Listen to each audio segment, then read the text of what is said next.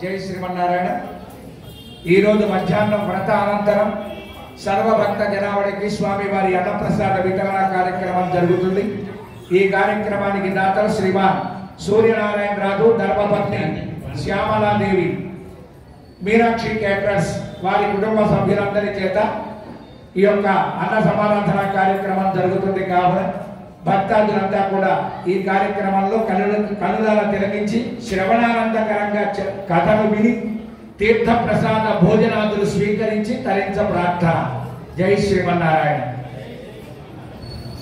ఓం నాపరామహత్తారం దాకారం సర్వతంపరాం లోకాభిరామం శ్రీరామం భూయో భూయో నమామ్యహం. ఏకదా నైమిషారణ్యే ఋషయః సౌనకాదయః పప్రచురారణం సర్వే శ్రుతం పౌరాణికం ఖలు. పూర్వకాలంలో నైమిషారణ్యం, మా చిన్నప్పటి నుంచి నైమిషారణ్యం అనే పేరు వింటూనే ఉన్నాం. కానీ 2024లో నైమిషారణ్యం దర్శనం అయింది. మా చాలా అద్భుతంగా ఉంటాడు అక్కడ సత్యనారాయణ స్వామి 100 అడుగుల విగ్రహం. చాలా మంది చూసే ఉంటారు భక్తులంతా కూడా. ఆ నైమిషారణ్యం ఒకనొకప్పుడు చక్కని కందమూల ఫలాదులతో, చక్కని సెలయేరులతో, ఆనందకరమైనటువంటి వాతావరణంలో ఆ నైమిషారణ్యం ఉండేది. ఆ నైమిషారణ్యంలో సూత మహర్షి ఒక గురువు గారు. ఎందుకంటే మనకి అష్టాదశ పురాణాలన్నింటినీ కూడా ప్రారంభం చూస్తే సూత ఉవాచ అంటే సూతుడు చెప్పుతున్నాడు అని ప్రారంభమవుతాయి మనకి.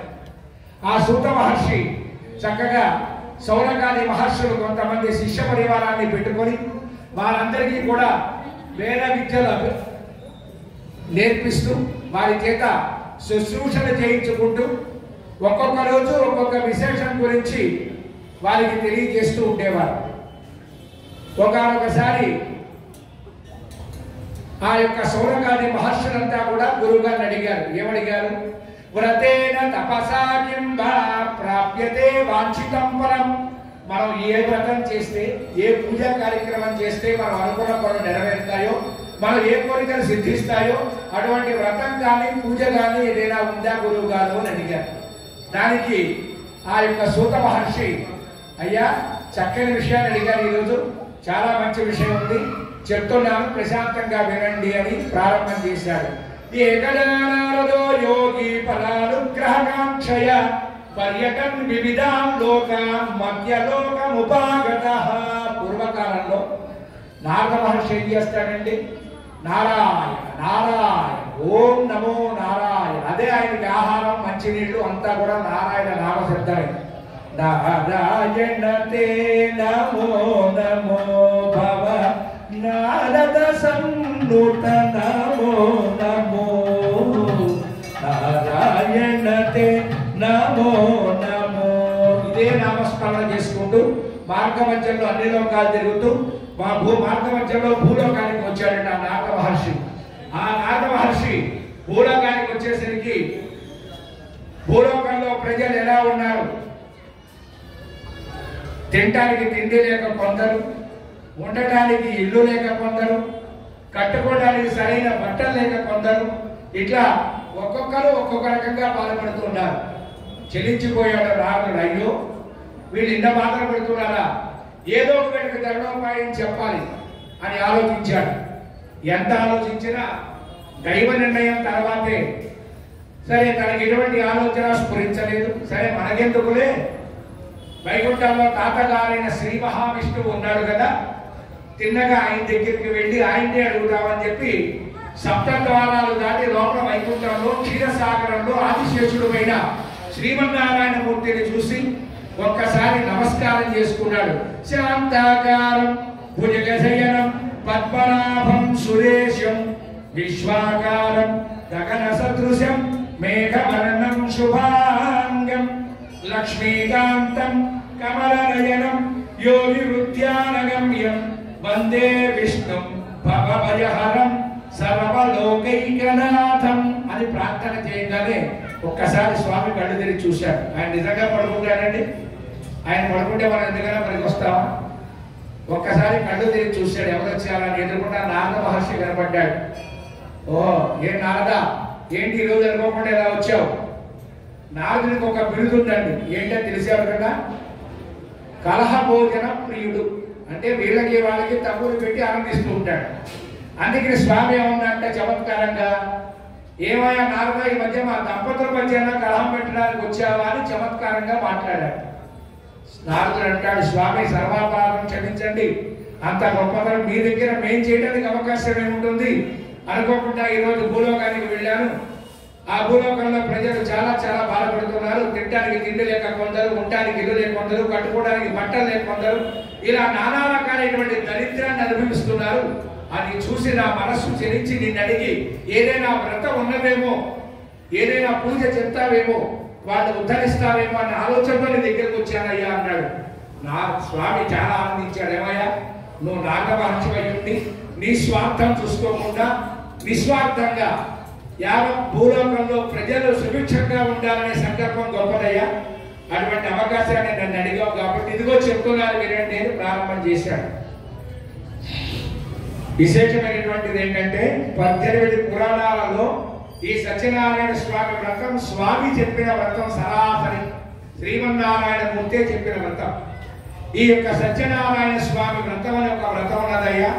ఈ వ్రతాన్ని ఎవరైతే ఆచరిస్తారో వాళ్ళకి అన్ని కోరికలు దొరికి ఆరోగ్యాలు అన్ని రకాల మన సంకల్పాలన్నీ కూడా నెరవేరుతాయి అని చెప్పాడు. సత్యనారాయణ స్వామి ఎవరండి ఈయన అని అడిగాడు. నా అంశతో ఉద్భవించిన కలియుగ ప్రత్యక్ష దైవం శ్రీ రమాపహిత వీర వెంకట సత్యనారాయణ స్వామి అని స్వామి చెప్పాడు. ఓకే, చాలా బాగుంది స్వామి. అయితే ఈ వ్రతాన్ని ఎప్పుడెప్పుడు చేయాలి, ఈ వ్రతానికి ఏమేమి కావాలి, అసలు ఆ వ్రత విధానం ఏంటో కూడా చెప్పండి అని స్వామిని అడిగాడు నారద మహర్షి. అప్పుడు చెప్తున్నాడు స్వామి, ఈ వ్రతాన్ని కార్తీక మాసంలో కానీ, మార్గశిర మాసంలో కానీ, మాఘ మాసంలో కానీ, ఎప్పుడైనా ప్రతి నెల ఏకాదశి కానీ, పౌర్ణమి కానీ, లేదా ఒక కష్టం వచ్చిందనుకోండి, ఆ కష్టం త్వరగా బయటపడాలి అంటే ఈ యొక్క సత్యనారాయణ స్వామి వ్రతాన్ని ఆచరించాలి. అలాగే వివాహం అయింది, నూతన దంపతులు సత్యనారాయణ స్వామి వ్రతాన్ని ఆచరించాలి. అలాగే నూతన గృహప్రవేశం జరిగింది, ఈ సత్యనారాయణ స్వామి వ్రతం జరగకుండా అనేది మన ఎక్కడా కూడా అవకాశం లేకుండా ఎంత భాష వినైనా మన హిందూ సాంప్రదాయంలో సత్యనారాయణ స్వామి వ్రతానికి అంత పెద్ద పీడ ఉన్నది. అటువంటి కార్యక్రమం ఈ సందర్భంలో చేసుకుంటారని చెప్తారు. అయితే ఈ వ్రతానికి ఏమేమి కావాలి, పసుపు, కుంకుమ, అగరత్తులు, ఆవు నెయ్యి, ఆవు పాలు, గోధుమ నూక, లేకపోతే బియ్యం నూక, లేకపోతే చక్కెర, ఇవన్నీ కూడా తీసుకోమని చెప్పాడు. అయితే వ్రతాన్ని ఎలా చేయాలి, ఎక్కడైతే మనం వ్రతం చేస్తున్నామో ఆ వ్రతాన్ని ఆవు పేడతో, స్థలాన్ని ఆవు పేడతో అనకాడ. ఒకప్పుడు ఆవు పేడ ఇల్లంతా అలిగేవాడు. ఇవాళ ఎక్కడ మనకి గ్రానైట్లు, మార్బుల్స్, వాటి ముందు వాటి విలువ లేకుండా పోయింది.